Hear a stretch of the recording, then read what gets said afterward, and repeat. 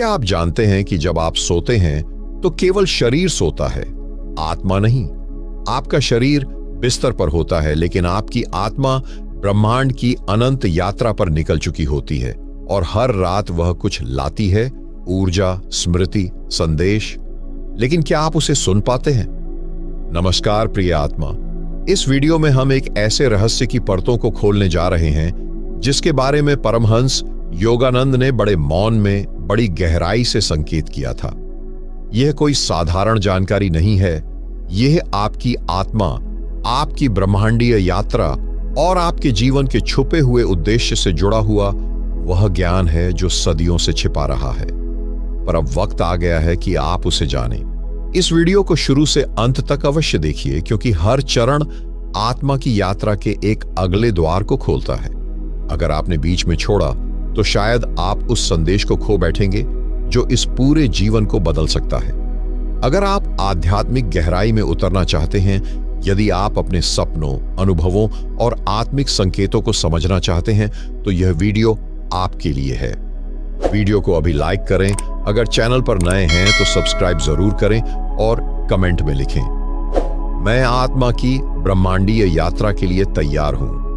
आपका एक कमेंट न सिर्फ हमें प्रेरित करता है, बल्कि वह ब्रह्मांड को भी संकेत देता है कि आप जागना चाहते हैं।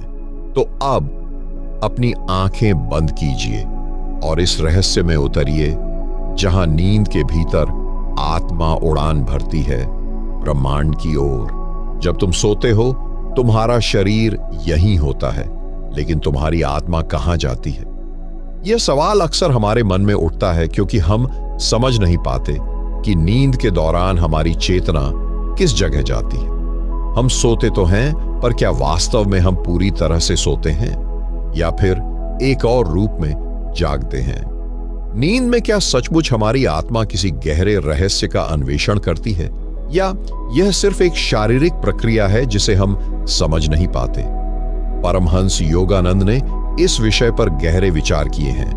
उनका मानना था कि नींद केवल शरीर की विश्राम की अवस्था नहीं है, बल्कि यह आत्मा की ब्रह्मांडीय यात्रा का एक अभिन्न हिस्सा है। जब हम सोते हैं, तब हमारी चेतना दूसरे आयामों में यात्रा करती है। यह वह समय होता है जब हम शरीर के भीतर से बाहर निकलकर अनजानी जगहों पर जाते हैं, उन स्थानों पर जो हमारी सामान्य जागृत अवस्था से परे होते हैं। आत्मा का यह यात्रा स्वाभाविक रूप से सूक्ष्म शरीर की जागृति से जुड़ी होती है। सूक्ष्म शरीर वह दिव्य रूप है जो शरीर से परे होता है और जिस पर हमारी आत्मा निर्भर रहती है।